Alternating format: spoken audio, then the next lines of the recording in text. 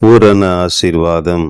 உண்மையுள்ள மனுஷன் பரிபூரண ஆசீர்வாதங்களை பெறுவான். நீதிமொழிகள் 28:20. உண்மை என்பது உள்ளார்ந்த குணத்தில் இருக்கிறதே தவிர வெளிப்புற நடத்தையில் இல்லை. உள்ளத்தில் உண்மை இருக்க தேவன் விரும்புகிறார் என்பதை தாவீது அறிந்திருந்தான். தவறான முறையில் ஏதோ ஒரு காரியத்தில் வெற்றி பெற்றாலும் அது நம்முடைய உள்ளத்தை உறுத்தி கொண்டே இருக்கும் அல்லவா? வார்த்தையிலும் வாழ்க்கையிலும் உண்மையாயிருந்த தீமோத்தேயு எபேசு சபையின் முதல் பேராயராக உயர்வு பெற்றதை சரித்திரம் சான்றளிக்கிறது. உண்மையாய் நடக்கிறவர்களோ அவருக்கு பிரியம் என்று நீதிமொழிகள் 12:22 எழுதப்பட்டிருக்கிறது. தானியேல் உண்மையுள்ளவனாயிருந்தபடியால் யாராலும் அவன் மேல் சுமத்த யாதொரு குற்றமும் குறைவும் காணப்படவில்லை. ராஜ்யங்கள் மாறினாலும் அரசாங்கம் மாறினாலும் அவன் காரியம் மாத்திரம் ஜெயமாகவே இருந்தது, வெற்றியாகவே இருந்தது.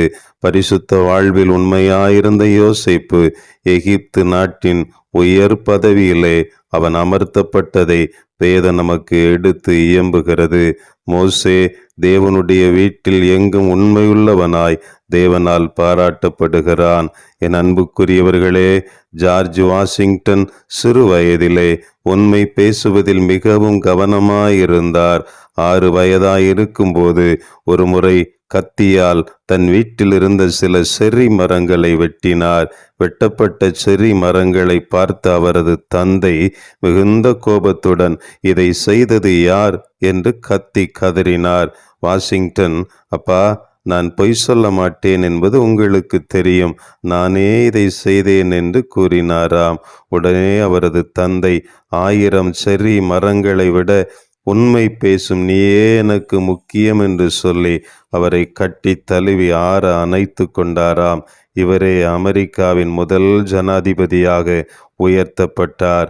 உண்மையுடன் வாழ்ந்தால் ஆசீர்வதிக்கப்படுவது அதிக நிச்சயம் அல்லவா? உண்மையுள்ள மனிதன் பரிபூரண ஆசீர்வாதங்களை பெறுவான் என்று சொல்லி ஆண்டவர் நமக்கு கற்றுக் கொடுத்திருக்கிறாரே. இந்த உலகத்தில் வாழுகிற நாம் தொடர்ந்து ஆண்டவரோடு பயணிக்கும்படியாய், அவருடைய அடிச்சுவடுகளிலே தொடர்ந்து நடந்து செல்லும்படியாய், இன்னும் இந்த உலகிற்கு பேராசீர்வாதத்தை கொண்டு செல்லுகிற நல்ல வாய்க்காலாய் மாறும்படியாய் அவருடைய கரத்திலே பரிபூரணமாய் நம்மை அர்ப்பணிக்கலாம். இயேசுவின் நாமத்தில் பிதாவே, ஆமேன்.